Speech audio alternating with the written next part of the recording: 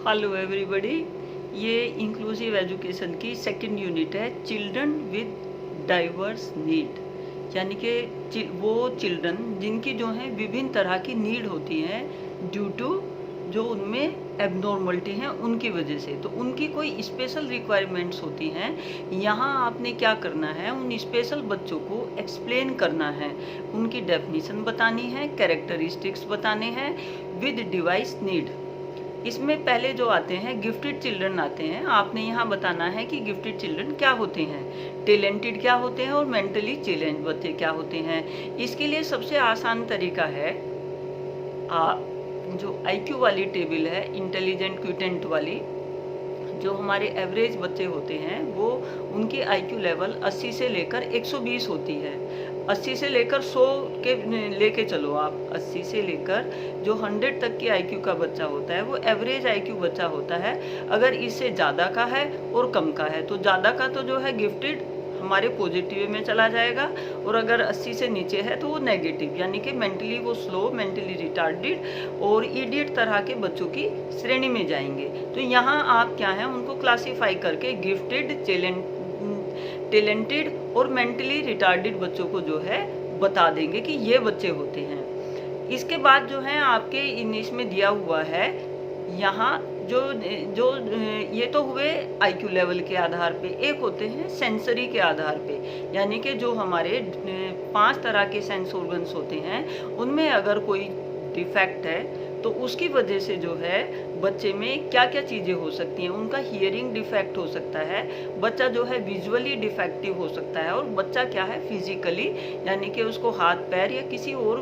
Body के अंग में दिक्कत होने की वजह से क्या है बच्चा सेंसरी डिफेक्टिव चिल्ड्रन कहलाता है। तो आप इनको बता देंगे कि ये बच्चे हुए कि अगर किसी को कम सुनता है, और ये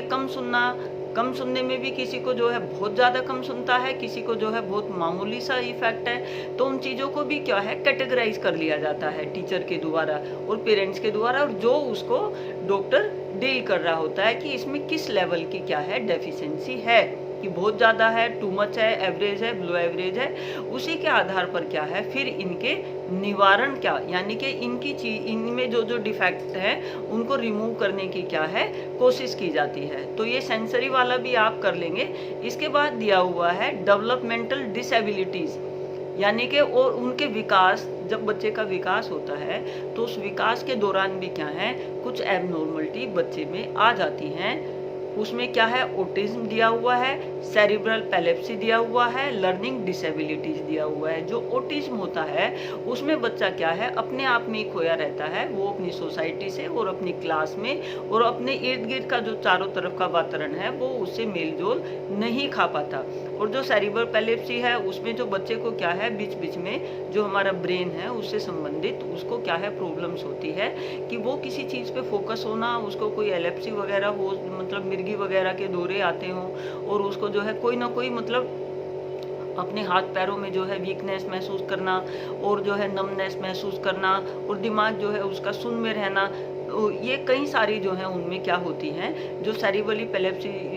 बच्चे होते हैं उनमें होती है। एक होता है लर्निंग डिसेबिलिटीज़। जो लर्निंग डिसेबिलिटीज़ होती है उसमें बच्चा क्या है किसी भी चीज़ को पढ़ने में असक्षम होता है, वो मेंटली रिटार्डेड भी हो सकता है, मेंटली वीक भी हो सकता है, और वो ड्यू टू कोई उसके नर्वस सिस्टम में क्या है प्रॉब्लम हो, क्योंकि जो हमारा नर्वस सिस्टम है उसमें नर्व्स के साथ साथ एक केमिकल कंपोजिशन होती है। जब बच्चे की वो केमिकल कंपोजिशन में डिस्टर्बेंस हो, केमिकल कंपोजिशन में डिस्टर्बेंस हो, कम या ज़्यादा हो, तो उसकी वजह से क्या है ये डिसेबिलिटीज़ बच्चे में क्रिएट हो जाती हैं। ठीक है, तो आप इसको यहाँ जो है हाईलाइट कर देंगे। किसी में कम हो सकती है, किसी में ज़्यादा, किसी में जो है बहुत माइनर सी हो सकती है। ये छोटी छोटी चीज़ें भी क्या हैं बच्चे के डेवलपमेंट को इफ़ेक्ट करती हैं, क्लास में चीज़ों को सीखने में प्रॉब्लम क्रिएट करती हैं। नेक्स्ट आता है सोशल एंड इमोशनल प्रॉब्लम। कुछ बच्चे क्या होते हैं सोशली क्या है और इकोनॉमिकली वीक होते हैं, उनकी क्या है सोसाइटी में एडजस्टमेंट नहीं हो पाता, कोई बच्चे बहुत चिड़चिड़े होते हैं, कोई किस तरह के होते हैं, तो यहाँ आपने वो चीज़ें बतानी है। इसके बाद आता है स्कोलिस्टिक बैकवर्डनेस, यानी कि जो स्कूल में बच्चा होता है वहाँ उसके और कौन कौन सी बैकवर्ड होती हैं। बैकवर्ड यानी कि स्कोलिस्टिक, पढ़ने लिखने में क्या है वो वीक होंगे, स्कॉलर बच्चे नहीं होंगे। उनके जो है बैक होने का यानी कि उनमें क्या वजह है कि बच्चा जो है कोई कमी अपने अंदर महसूस करता है, तो यहाँ उस बच्चे के कारण को जानना टीचर के लिए अनिवार्य है और उसके सापेक्ष जो है वैसी ही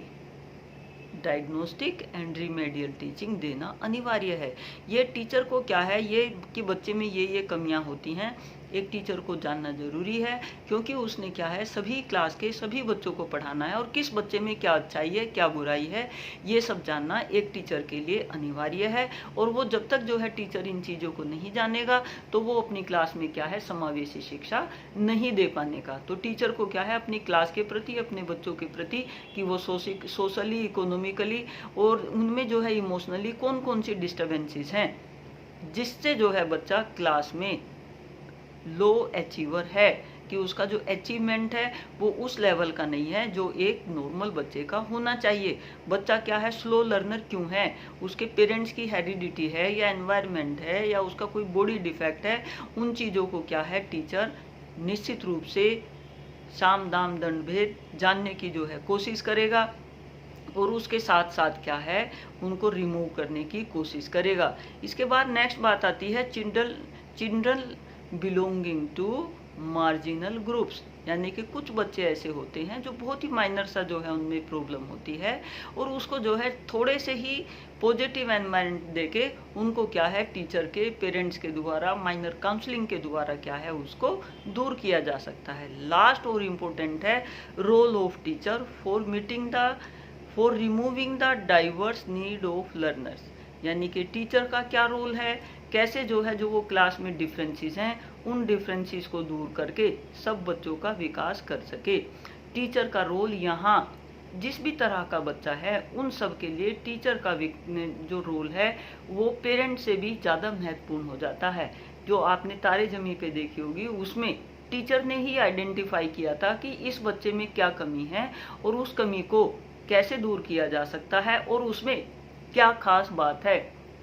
उसकी उस खास बात को विकसित किया और पेरेंट्स को भी गाइड किया और उस बच्चे को भी गाइड किया और उस बच्चे का जो फ्यूचर है एक टीचर के द्वारा संवारा गया। जो पिक्चर बनती है वो वही बनती हैं जो हमारी समाज से रिलेटेड जो है बातें होती हैं। तो यहाँ कहने का मतलब ये है कि टीचर जो है इन कमियों को जानकर, कारण जानकर उनका निवारण, उनकी डायग्नोस्टिक एंड रिमेडियल टीचिंग करेगा। इसीलिए क्या है टीचर का रोल, टीचर इस तरह के मेथड पहले उसकी कमी जानेगा, उस कमी को दूर करने के लिए वैसी ही टीचिंग की व्यवस्था करेगा, उन्हीं विशेष विधियों के द्वारा क्या है पढ़ाएगा। जो विशेष कमी है उस विशेष कमी के निवारण के लिए विशेष जो है प्रयास करके टीचर उनकी जो नेगेटिव विशेषताएं हैं उनको दूर करके एक समान शिक्षा देने की क्या है कोशिश की जाएगी। तो टीचर के लिए सभी तरह के बच्चों को जानना, पहचानना कि इतने तरह के बच्चे होते हैं, इन सब तरह के बच्चों को जान लो, एक टीचर जो है जान जाए और इनमें क्या है एक समावेशी इंक्लूसिव एजुकेशन, समान शिक्षा जो है सब बच्चों को दे सके। तो समानता को जो है लाने का कार्य जो होता है वो टीचर का है। वो करिकुलम के माध्यम से, वो एनवायरनमेंट क्रिएट करके, वो अपनी टीचिंग को इस तरह से प्रेजेंट करके, वो बाकी बच्चों की सहायता से, वो एनजीओ की सहायता से बच्चों को क्या है किसी भी तरह से लाइन पे लाने का, एक समान शिक्षा देने की क्या है कोशिश शिक्षक के द्वारा की जाएगी। तो ये आपकी जो है सेकंड यूनिट हो गई।